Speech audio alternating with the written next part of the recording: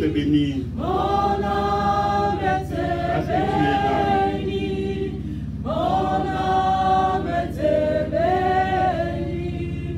Car je sais Oui, je sais que tu es là.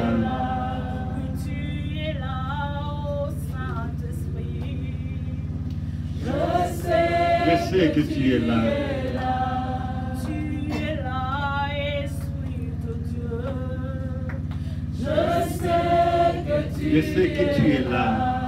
Tu es là, ô Paraclet. Je sais que tu es là.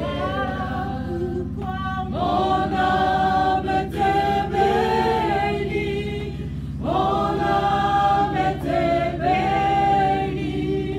Mon âme te bénit. Car je sais que tu es là.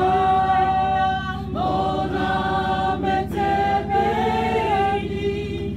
Mon âme te bénit. Mon âme te bénit. Car je sais que tu es là. Oui, tu es là. toi. Tendre Père, nous te disons merci Ta ce présence, matin. Seigneur, nous bénit. Parce que nous savons que tu es là. Et ta présence, Seigneur, va encore nous instruire. Et ta présence nous conduira dans de grandes choses. Et si nous avons la réussite et la victoire dans notre vie, c'est à cause de ta présence. Nous savons que tu es là. Et c'est ce que nous avons essayé de parler avec l'aide du Saint-Esprit. Comprendre ta présence, comprendre qui tu es, comprendre que tu es là, Seigneur notre Dieu. Nous te sommes infiniment reconnaissants ce matin, Seigneur Jésus. Tu nous as encore redonné la vie. Tu as renouvelé en nous ta bonté et tes merveilles.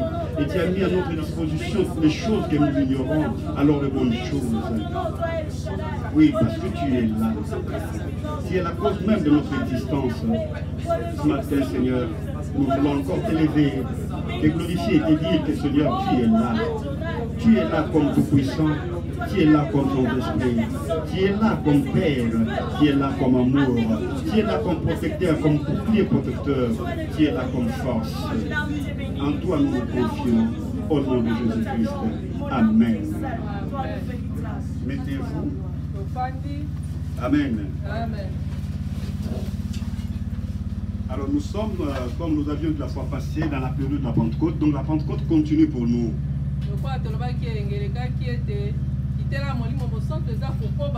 Comme nous avions dit le premier jour, nous ne voulons pas lier la Pentecôte au parler en langue seulement. Le parler en langue, c'est un aspect pour le Saint-Esprit. Mais le Saint-Esprit, c'est Dieu lui-même. C'est trop vaste. C'est difficile à un homme de réduire ou de rétrécir le Saint-Esprit.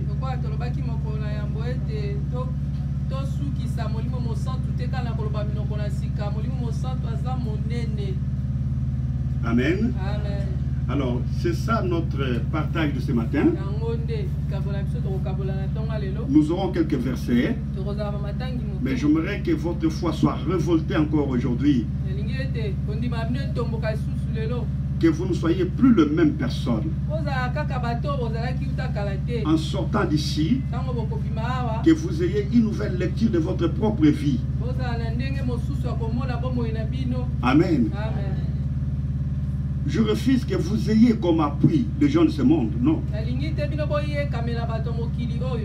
Non. Ils sont fragiles. Ils sont limités. Mais je voudrais que vous ayez Dieu comme appui. Et pour ce, je vous invite à comprendre ces petites choses que nous allons exploiter.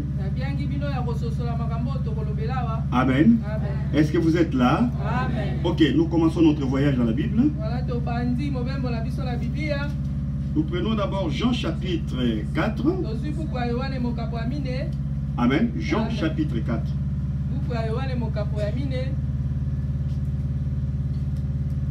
Verset 10.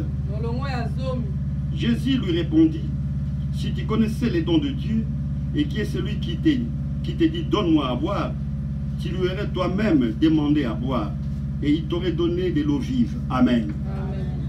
Ici, c'est Jésus qui dit. Il s'adresse à une femme. Jésus avait demandé à cette femme de lui donner de l'eau. Et la femme dit non. Toi, tu es juif. Moi, je suis samaritaine. Donc, cette femme a étalé plusieurs raisons qui font qu'elle ne peut pas donner de l'eau à Jésus. Amen. Amen. Et Jésus lui dira, si tu connaissais, c'est lui qui te demande. Amen. Amen. Le plus grand problème aujourd'hui, chers frères et sœurs, c'est connaître. Amen. Amen. Connaître le Dieu qu'on sert. Connaître la présence de Dieu. Connaître qui nous servons. Connaître. Ne pas connaître, c'est un danger. Vous n'aurez pas d'excuses à cause de votre ignorance. Non, connaître. Et quand on connaît, on progresse. Il est difficile d'évoluer sans connaissance. Amen. Amen. Nous sommes appelés à connaître chaque jour. Cette femme était en présence de Jésus-Christ. Elle était en présence de la personne qui a créé même cette eau-là qu'elle prenait. Mais elle ne les connaissait pas. Chers frères et sœurs, ce qui est important dans la vie chrétienne et ce qui est important dans la vie profane, d'abord il faut connaître. Amen. Amen. Si vous ne connaissez rien, on ne peut pas vous responsabiliser. Mais si on responsabilise un ignorant, vous pesez à peu près le degré des conséquences. Dieu nous appelle à les connaître. Si tu connaissais la personne qui te demande de l'eau, c'est toi qui aurais demandé. Et ce texte nous dit encore que Jésus pouvait donner à cette femme-là de l'eau, une eau différente par rapport à celle qu'elle avait. Mais cette femme n'a pas eu cette eau-là de Jésus parce qu'elle ne connaissait pas Jésus. Amen. Ça ne sert à rien de servir Dieu sans le connaître. Amen. Tu ne le craindras pas. Tu ne l'aimeras pas. Amen. Cette femme aurait demandé de l'eau à Jésus si elle le connaissait. Amen. Donc ici, Jésus insiste sur la connaissance. Dans Jean 8, Jésus dit, vous connaîtrez la vérité. Et la vérité vous affranchira. Donc ces gens n'étaient pas affranchis parce qu'ils n'avaient pas cette connaissance. La connaissance de Jésus. Amen. Ce matin, quand on parle de la connaissance, c'est la connaissance de Jésus. Au fait, Jésus, c'est un surhumain. Il est l'incarnation des mystères de Dieu. En lui, il y a le ciel. Amen. Donc quand Jésus marche, c'est le ciel qui marche. Amen. Il faut le connaître. C'est pourquoi les apôtres qui avaient expérimenté les mystères de Dieu chez Jésus, tels que Matthieu, Jean, Jacques et Pierre, lors de la transfiguration, ils étaient stupéfaits.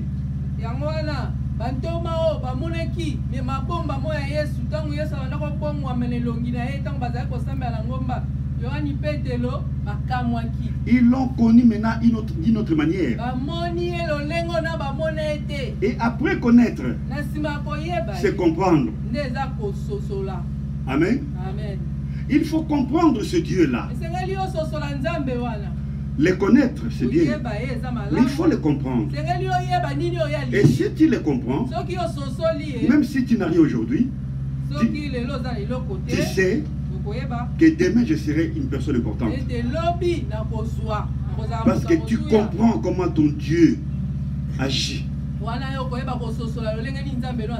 Tu ne vas pas t'apitoyer, tu n'auras pas une vie de pitié à tout moment. Non, non, non, non. Tu seras heureux, même si tu n'as pas mangé. Les gens ne te comprendront pas. Parce qu'on te voit la guerre, on te voit dans la joie. Il y a confinement, il y a fermeture, il y a des ceci et cela. Mais toi, tu es bien, tu es dans la paix. Parce que là, tu comprends ce que ton Dieu est en train de faire. Amen.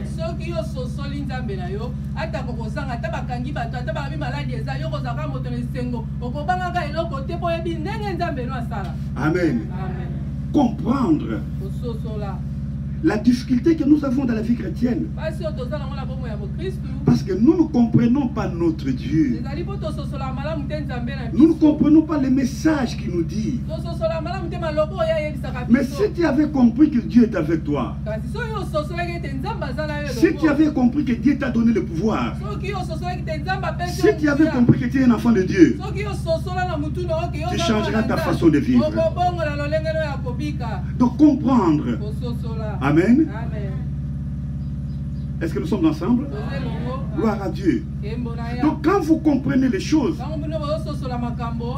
vous évoluez encore. Vous êtes entouré de gens qui ne connaissent rien et qui ne comprennent rien. C'est un danger. Il faut s'éloigner d'eux.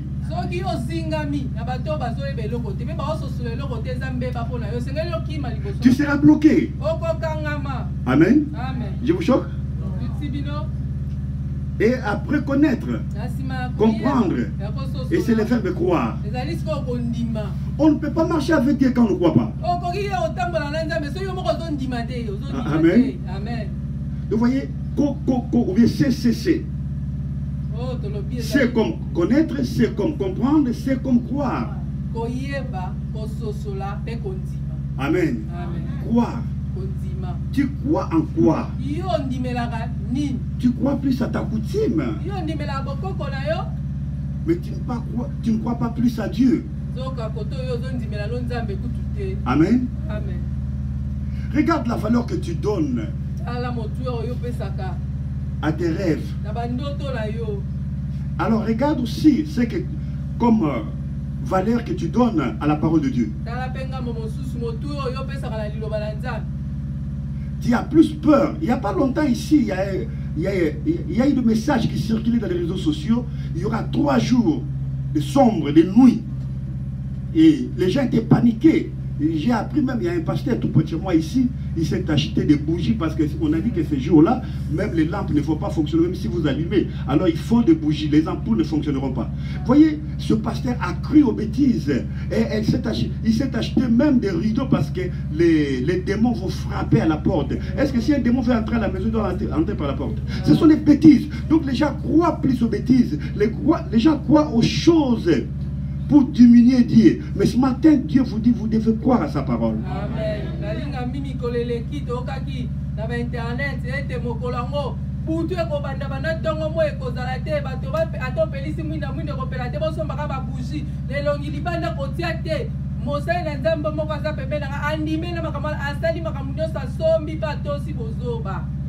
Chers frères et sœurs, il ne faut pas croire aux bêtises. Il faut croire à la parole de Dieu.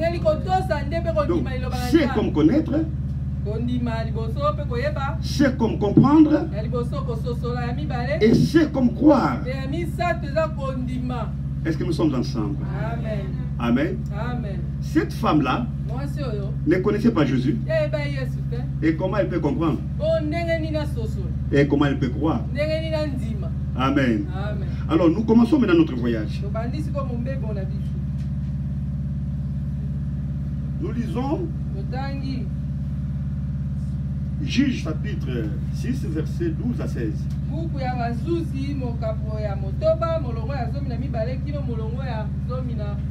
Excusez. Amen. Amen. On va changer de verset. On commence par Marc chapitre 9. Marc chapitre 9, verset 38 à 40. Amen. Amen. Lisons de notre Seigneur Jésus. Marc 9, 38 à 40. 38 à 40. Jean lui dit, Maître, nous avons vu un homme qui chasse des démons en ton nom. Et nous l'en avons empêché parce qu'il ne nous suit pas. Ne l'en empêche pas, répondit Jésus. Car il n'est personne qui, faisant un miracle en mon nom, puisse aussitôt parler mal de moi. Qui n'est pas contre nous et pour nous. Amen. Amen. Est-ce que nous sommes ensemble? Regarde-moi maintenant. Jean dit à Jésus, il y a un homme que nous avons vu quelque part qui chasse les démons.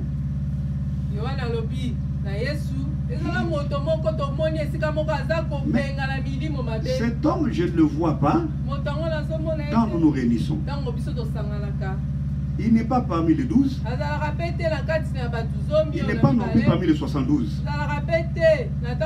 Donc il n'est pas apôtre. Il n'est pas non plus disciple. Mais il chasse les démons en ton nom. Et nous l'avions interdit. Jean était surpris de la réponse de Jésus. Jésus lui dit non, non, non, non, non, non.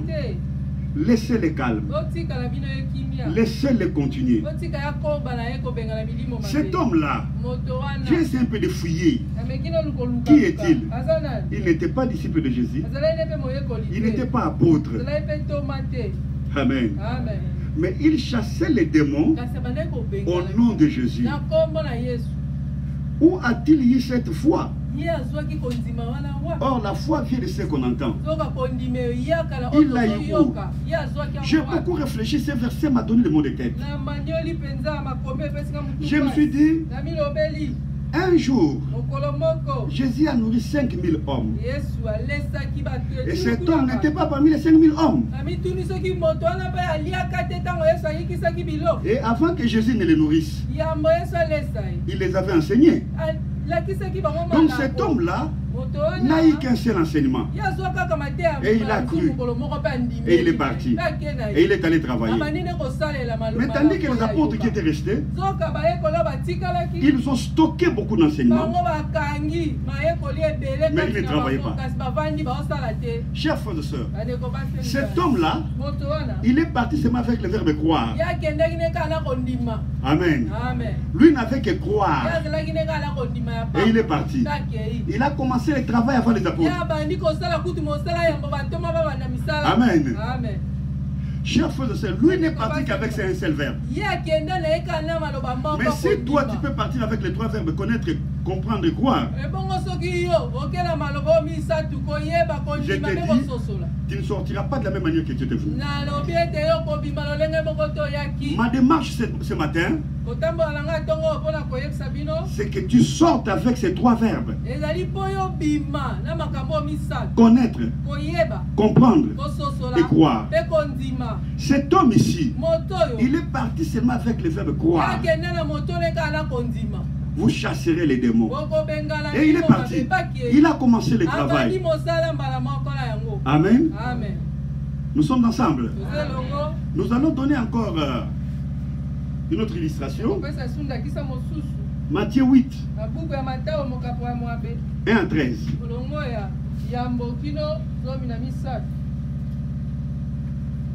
Matthieu 8, 1 à 13. Lorsque Jésus fut descendu de la montagne, une grande foule le suivit. Et voici, un lépreux s'étant approché, se prosterna devant lui et dit, Seigneur, si tu le veux, tu peux me rendre pur. Jésus étendit la main, le toucha et dit, je le veux, sois pur. Excusez-moi, on peut commencer au verset 5. Le verset 1 aussi est très important. Et nous allons faire mention de ça lors de notre explication. Mais commençons au verset 5 jusqu'à 13 pour gagner le temps. Verset 5. Comme Jésus entrait dans Capernaum, un centenier l'aborda, le priant en disant, Seigneur, mon serviteur est couché à la maison, atteint de paralysie et souffrant beaucoup. Jésus lui dit, j'irai et je le guérirai. Le centenier répondit, Seigneur, Je ne suis pas digne que tu entres sous mon toit, mais dis seulement un mot et mon serviteur sera guéri. Car moi qui suis soumis à des supérieurs, j'ai des soldats sous mes ordres. Et je dis à l'un, va, et il va, à l'autre, viens, et il vient, et à mon serviteur, fais cela, et il le fait. Après l'avoir entendu, Jésus fut dans l'étonnement, et il dit à ceux qui le suivaient, je vous l'ai dit en vérité, même en Israël, je n'ai pas trouvé une aussi grande foi. Or, je vous déclare que plusieurs viendront de l'Orient et de l'Occident et seront à table avec Abraham, Isaac et Jacob dans le royaume de cieux. Amen. Les centeniers, c'est un officier militaire. Il n'était pas disciple de Jésus. Et il a étonné Jésus. En quoi? Avec sa foi. Donc lui n'avait que le verbe croire. Cet homme-là, le centenier, Amen. Lui n'a pas eu le baptême du Saint-Esprit. Il n'a jamais été apôtre. Et c'est comme celui qui chassait les démons là. Il n'était pas rempli du Saint-Esprit. Il n'a pas eu le baptême du Saint-Esprit. Et les jours de la Pentecôte, il n'était pas là. Mais il chassait déjà les démons. Les centeniers, lui, il n'était pas parmi les disciples. Il n'était pas apôtre non plus. Mais sa foi a guéri son serviteur.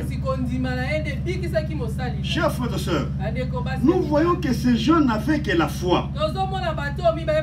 Ils n'avaient pas la puissance du Saint-Esprit. Ils n'avaient pas compris Jésus en profondeur. Est-ce que nous sommes ensemble? Est-ce que vous êtes là? Ces gens, ils n'avaient pas connu Jésus en profondeur. Ils n'ont pas dormi avec Jésus. Ils n'ont pas reçu le Saint-Esprit. Un des chasse les démons. L'autre par contre, son serviteur est guéri par sa foi. Mais s'ils avaient le Saint-Esprit, s'ils avaient compris Jésus, et s'ils avaient connu Jésus, chers frères et sœurs, qu'est-ce qu'ils deviendraient? Ça, c'est une interpellation pour l'Église. Nous avons le Saint-Esprit. Nous connaissons Jésus. Nous avons compris Jésus. Et nous croyons à Jésus. Mais comment vivons-nous? Que faisons-nous? Qui sommes-nous? Mais le Saint-Esprit, c'est la présence du Père au milieu de nous. Et qui sommes-nous? Comment sommes-nous? Et comment vivons-nous? Amen. Nous ne faisons que pleurer, mais avec le Saint-Esprit à côté de nous. Nous ne comprenons rien, mes bien-aimés. Ou nous avons compris, ou nous n'avons pas encore compris. Quelle est la lecture que nous faisons de Dieu? Ces gens-là, ils n'étaient pas disciples. Ils ont chassé les démons. Amen. Ces gens-là, ils n'étaient pas disciples. Mais sa foi a guéri, même Jésus était étonné. Et vous et moi, vous et moi, nous connaissons Jésus. Et nous comprenons Jésus. Nous savons que sa parole est oui et amen. Et nous connaissons qu'il est le Fils de Dieu. Et il est le Créateur. Et nous croyons à lui et à sa parole. Mais qui sommes-nous? Et le même Jésus nous donne le Saint-Esprit. Et je venais de dire que le Saint-Esprit, c'est la présence de Dieu lui-même dans nos vies. Quelle est la façon que nous percevons les choses aujourd'hui? Comment appréhendons-nous la vie aujourd'hui? Amen. Nous sommes toujours dans cette réflexion et nous continuons notre voyage. Alors, nous allons étudier la vie d'un homme de Dieu et nous apprendrons là-dedans Ce que Dieu lui avait dit, et ce que Dieu lui avait dit, c'est ce que nous avons aujourd'hui. Mais nous allons faire une petite étude comparative. Comment lui il avait agi et comment nous agissons.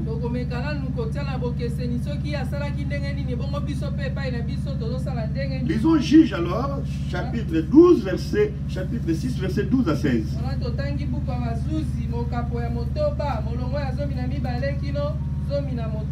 Juge 6, 12 à 16.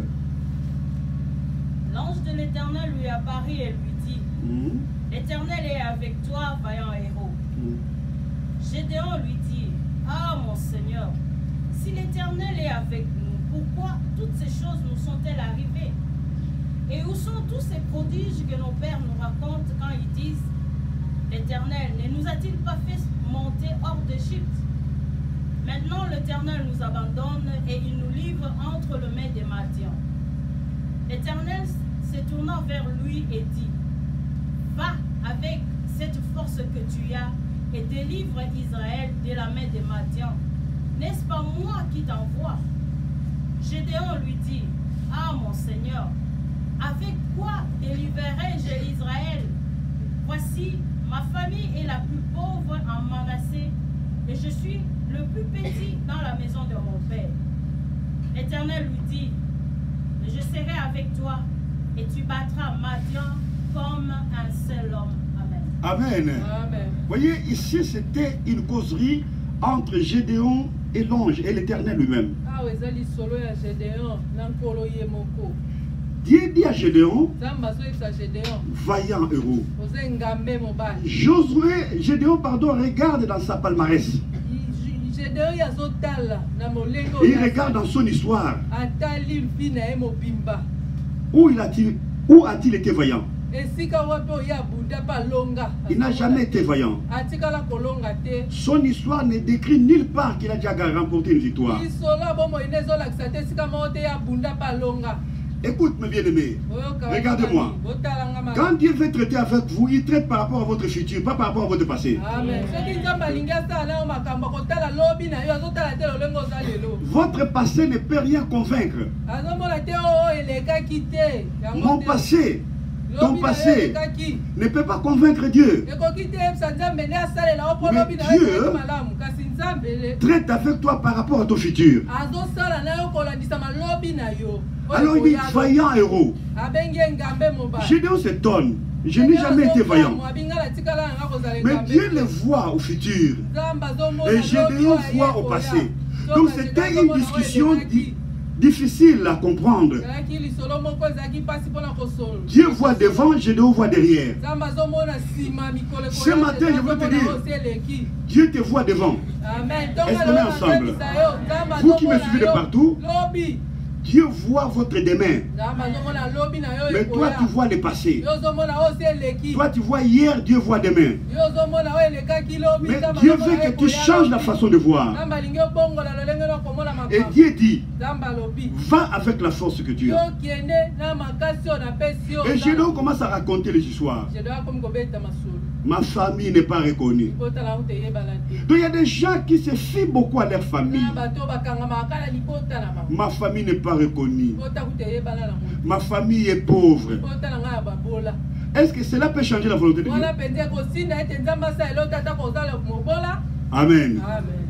Ma famille est pauvre. Il ne s'arrête pas là-bas. Même dans cette famille pauvre, moi je ne représente rien. Mais parce que Dieu sait ce qu'il connaît, et il sait ce qu'il veut faire, il dit à Gédéon, va avec la force que tu as. Mais Gédéon